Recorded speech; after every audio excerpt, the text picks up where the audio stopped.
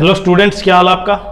अब क्योंकि आईबी का ACIO का एग्जाम कंप्लीट हो चुका है और कहीं ना कहीं अब आपने भी कयास लगाने स्टार्ट कर दिए कि कट ऑफ कितनी जाएगी, कितने मार्क्स तक आपके हैं, लगभग आंसर की कब तक आ सकती है, इन सभी पॉइंटों पर डिस्कस करेंगे। लेकिन आप वीडियो को पूरा देखें और जो भी यहां पर वीडियो पर नए हैं, चैनल पर नए हैं, उनसे रिक्वेस्ट है वो चैनल को सब्सक्राइब जरूर करें और वीडियो को लाइक और शेयर करें, क्योंकि ये वीडियो आपके लिए, क्योंकि आपका जो अब नेक्स्ट स्टेज है ना, उसके लिए बहुत इंपॉर्टेंट है।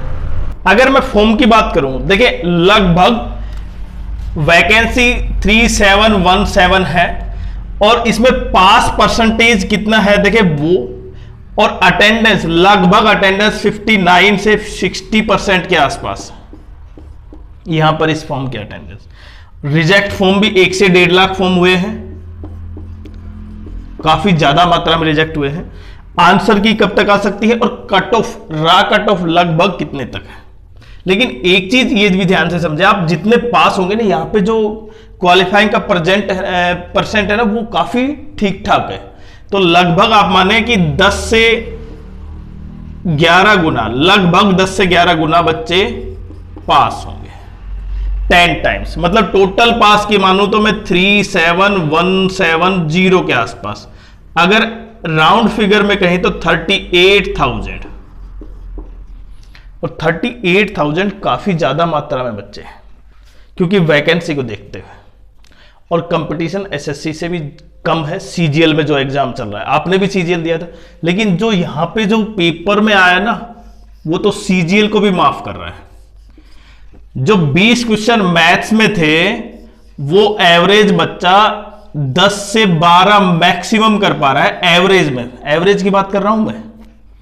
जीएस में भी 10 से 12 ही मैक्सिमम है एवरेज।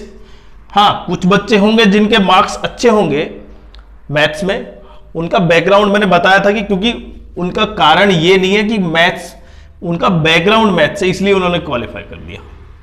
करंट अफेयर्स में क्वेश्चन ऐसे ऐसे आ रहे हैं कि जो आप समझ नहीं सकते, मतलब वही मैक्सिमम 10 से 12।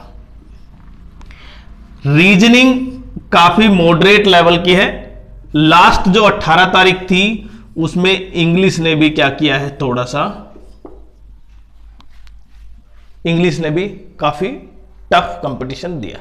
लेकिन एवरेज में बात करूं ना मैं, अगर यहां पे टोटल एवरेज प्रत्येक शिफ्ट का, क्योंकि टोटल 9 शिफ्ट हुई है हमारे पास 3 दिन में, और तीनों दिन में जो 9 शिफ्ट है, लगभग एवरेज इन तीनों में करंट अफेयर्स, जीएस और मैथ्स में वही रहा। मैं एवरेज की बात कर रहा हूं। हो सकता है अच्छे बच्चे जो काफी ठीक ठाक जिनकी प्रिपरेशन थी वो इससे कवर कर गए, ऊपर कर गए, और जो इनसे ऊपर लेके गए वो तो ऑटोमेटिक क्या है, प्लस है, तो उनको लिए तो कोई दिक्कत नहीं है। लेकिन फिर भी जो सीजीएल में जो चल रहा है, जिनको लगता था कि मैंने सीजीएल की अच्छी कर रखी है, वो इसका भी एग्जाम को बिल्कुल लो लेवल मानेंगे, तो ऐसा बिल्कुल नहीं हो पाया। काफी टफ कंपटीशन दिया। अब जो नेक्स्ट स्टेज में जाएंगे ना, देखिए पहले एक मैं ये बात क्लियर कर देता हूं। पहले क्या होता था, ऑब्जेक्टिव क्वेश्चन, क्योंकि पहले ऑफलाइन होता था, ऑब्जेक्टिव के साथ साथ डिस्क्रिप्टिव भी उसी पेपर में होता था। 2011-12 के दौरान क्या होता था, डिस्क्रिप्टिव पेपर भी उसी पेपर में होता था, जिसमें प्रेसी, लेटर, ऐसे राइटिंग। लेकिन अब की बार अब क्या कर रखा है, वो स्टेज सेकंड में चल देगा, और इसीलिए अब यहां पे जो ऑप्शन बेस्ड क्वेश्चन है ना, एमसीक्यू, उसको पास करने के बाद आप सेकंड स्टेज में जाएंगे। लेकिन कंपटीशन बहुत कम है, ये आपने पता कर लिया।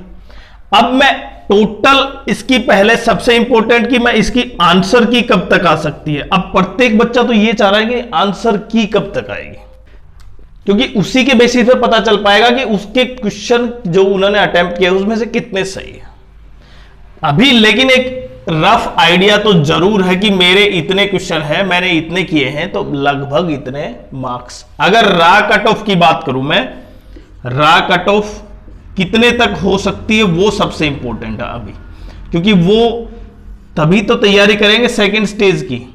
ऐसा तो है नहीं कि रिजल्ट के बाद तैयारी करेंगे सेकंड स्टेज की। अब अगर मैं आंसर की बात करूं, आंसर की सबसे पहले आप ये समझे कि लगभग 22-23 तारीख को, मतलब मिनिमम 22 से 23, 5 से 7 दिन तो आपको लगेंगे, तो 22 से 23 के बीच में कहीं ना कहीं आपकी आंसर की आ सकती है। ये एक इंपॉर्टेंट पॉइंट, क्योंकि आंसर की के बाद आपको ये 90% तो क्लियर हो ही जाएगा। कुछ क्वेश्चन हो सकते हैं एग्जैक्ट नहीं हो, आंसर क्वेश्चन रॉन्ग हो, वो बाद में पता चल पाएगा, लेकिन कहीं ना कहीं आपको ये आइडिया होगा कि मैं सेकंड स्टेज में हूं या नहीं हूं। तो एवरेज की बात तो हमने कर ली, रीजनिंग मॉडरेट थी 17 से 18, बहुत से बच्चों के 17 से 18 है। मतलब अगर मैं एवरेज की बात करूं, एवरेज की, तो लगभग 14 से 15 एवरेज हैं, इनसे ज्यादा है, क्योंकि मॉडरेट थी, ऐसा कुछ नहीं था ये रीजनिंग में, इसलिए बच्चे रीजनिंग में अच्छे कर रहे हैं। इंग्लिश में ऐसा नहीं है कि 18 मार्क्स प्रत्येक बच्चे के हैं। यहां पे लास्ट मैंने 18 तारीख को लिखा था ना, उसने काफी कंपटीशन दिया है। अब अगर मैं कट ऑफ की बात करूं, तो कट ऑफ से पहले देखिए आपने, क्योंकि सबसे इंपॉर्टेंट मैं फिर से बता रहा हूं, आपको लास्ट तक वीडियो देखना है, जिससे आपको पता चल पाए कि आप सेकंड स्टेज में है या नहीं।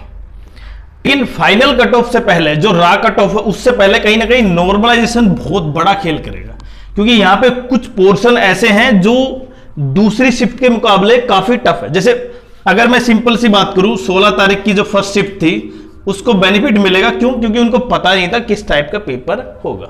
ऐसे 18 की जो मॉर्निंग फर्स्ट शिफ्ट थी, थर्ड शिफ्ट थी, वो थोड़ी इजी थी उनके मुकाबले, लेकिन जिसमें इंग्लिश काफी टफ था।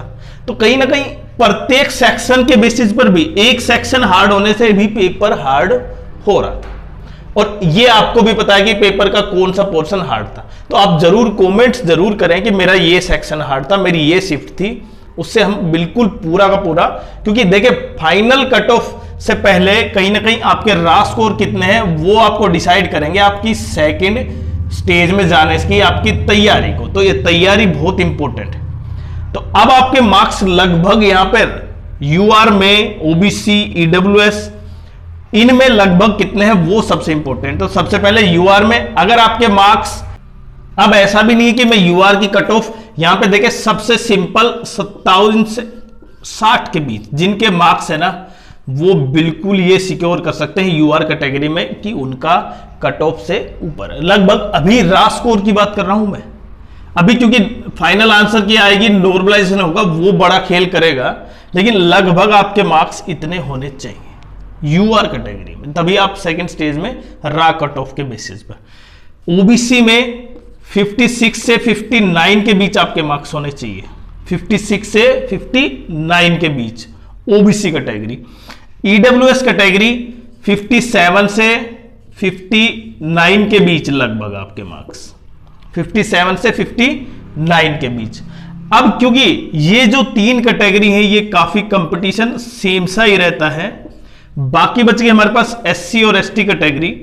और एससी और एसटी कैटेगरी में अगर जिन बच्चों के लगभग 50 प्लस मार्क्स हैं, तो ये मान सकते हैं वो 100% क्वालिफाई हो जाएंगे रा स्कोर के बेसिस पर। और एसटी में लगभग 47 प्लस मार्क्स। तो ये जो कट ऑफ है ना, वही डिसाइड करेगी रा कट ऑफ। और रा कट ऑफ में क्या होगा, नॉर्मलाइजेशन होगा, फिर उसमें जो रॉन्ग क्वेश्चन होंगे। तो ये जो तीन चीज आपस में जुड़ के जो फॉर्मूला बनेगा, जो मार्क्स बनेगा आपका, और वो कहीं ना कहीं सेकंड स्टेज में आपको लेके जाएगा। लेकिन मैंने ये बताया ना, सेकंड स्टेज में सबसे इंपॉर्टेंट क्या होगा कि वहां पे कंपटीशन और भी कम हो जाएगा। अभी जो फर्स्ट में है कंपटीशन, जैसे यहां पे 59 से 60% थे, लगभग 10-11 गुना बच्चे बुलाए जाएंगे, लगभग 38,000, क्योंकि इतने बच्चे नहीं थे। और कुछ बच्चों का हो भी सकता है, क्यों देखिए यहां पे परसेंटेज ज्यादा क्यों है। बाकी आप एसएससी, रेलवे में जितना भी, आरआरबी में जितना भी देखें, अटेम्प्ट में जितने बच्चे परसेंट उसमें बैठे, वो लगभग 55 नहीं 51, 52, 53 के आसपास आता है परसेंटेज के बेसिस पे। लेकिन इसमें ज्यादा इसलिए है क्योंकि इसमें कंपटीशन कम है और आपके लिए बहुत अच्छा चांस है।